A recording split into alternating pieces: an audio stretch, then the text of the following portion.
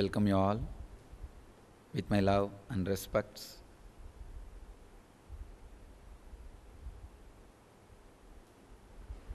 Continuously, in all of us, life is happening. That is why our body is moving. Still we are able to feel we are alive. By its very nature, life is bliss. By its very nature, life is bliss. So whether you want it or not, you accept it or not, you realize it or not, life by its very nature is bliss.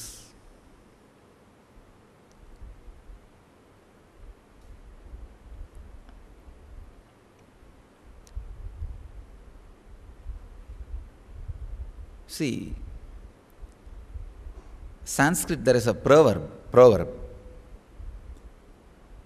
Two enlightened masters don't utter the same thing or don't express the same concept. There is a clear instruction. If two masters are talking the same words, someone is fake. Because when a person gets enlightened, he always expresses himself uniquely, as an unique individual. So no two master will speak the same thing or same way. There is a big conflict now. For example, if you go and ask about food, how to eat, what to eat. If you ask Mahavira, he will say, don't eat, fast unto death. If you ask Buddha, he will say, no, once a day you can eat, that's all right. If you are sick, maybe little more, twice a day. If you ask Krishna, eat whatever, just forget that you ate. Same about marriage. If you ask Mahavira, he will say no. If you ask Buddha, he will say even if you are already married, escape. If you ask Krishna, just forget the number. Each one will express their own way as they experienced, as their unique expression. On each concept, when you ask, each one will express the truth in a different way. But all masters happened on the planet Earth. All saints, sages, avatars, all of them agree on one point. There is no variation. That one point is, by nature, human beings are bliss. Please understand, if all masters are agreeing, nobody has a second opinion, nobody has a different opinion, means naturally this is something basic, vital point. That is why I built this whole program on this vital point. All over the world, in all cultures and all traditions, all sages, saints, avatars, incarnations, masters, all of them go on insisting and repeating that life is bliss. This is one side, enlightened beings. The other side, the ordinary people. Even though they have wealth and everything, they go on insisting life is suffering. See the complete contrast. One side, these guys beaten, abused, arrested, crucified, poisoned, driven from village to village, stoned, what not.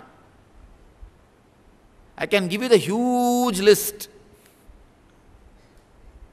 All possible things are done. But these guys are going on telling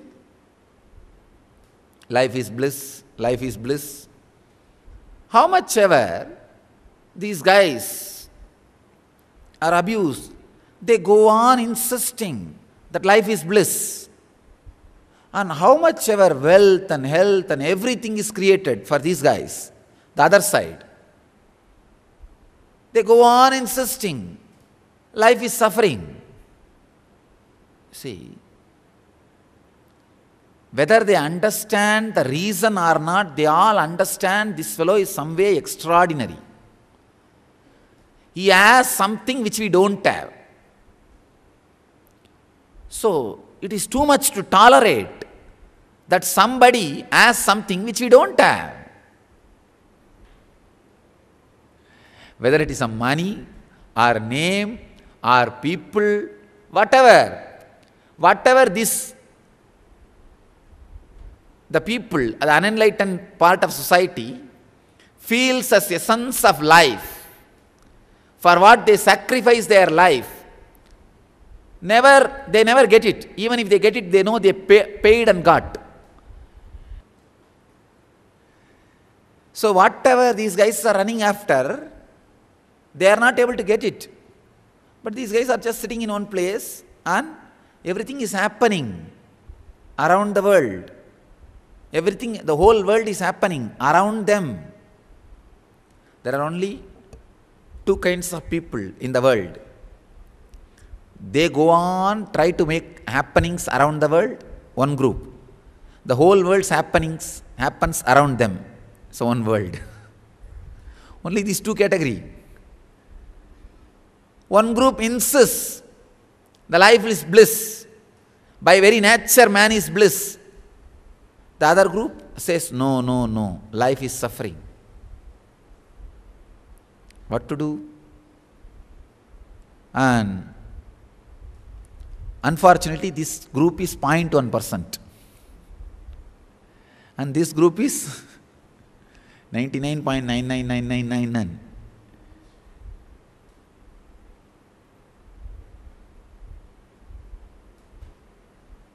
There's a very beautiful story of a Sufi mystic, a great enlightened Sufi mystic.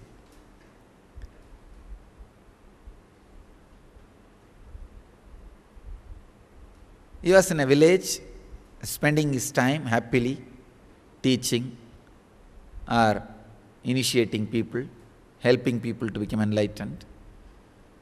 Suddenly one day one angel appeared in front of him and said, you see, by tomorrow morning somebody is going to mix kind of a poison into the village well. Everybody will become mad. So you save little water for yourself, so you don't become mad. This guy said, no, I have to tell the whole village that not to drink that water. They will become mad. Angel said, don't try that. They will not believe you, they will harm you.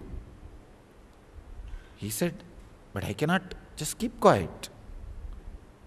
But the angel said, this is my advice, after that up to you. Disappeared. But anyhow, this guy is little intelligent, so he saved little water for himself.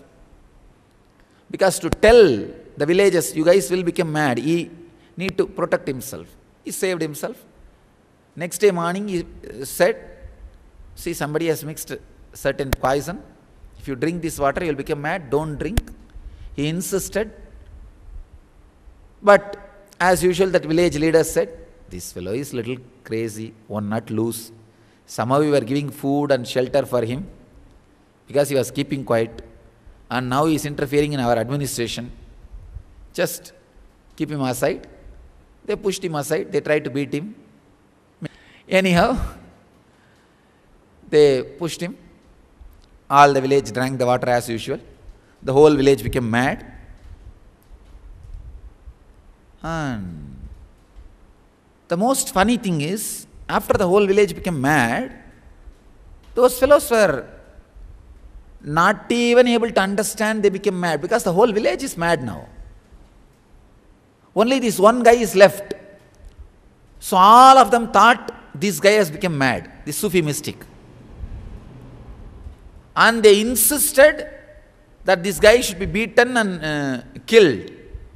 We can't tolerate him. He should not live in this village. They were about to kill him. The mystic said, just wait for a moment. They asked, what for? Why should we wait? No, now I'll become all right. I'll lose my madness. You may think, how? He's not mad, he's okay. Why should he? He said, no, wait. I'll lose my madness. He ran, closed his eyes and drank that water. And the story says, he also became mad and the whole village was comfortable with him. But unfortunately, of course, it's a story. Unfortunately, an enlightened mystic cannot drink that water. Even if he drinks that water, he cannot become mad. Not unfortunately, fortunately. Fortunately, still we have few people left on the planet Earth as an examples to remind people life is bliss.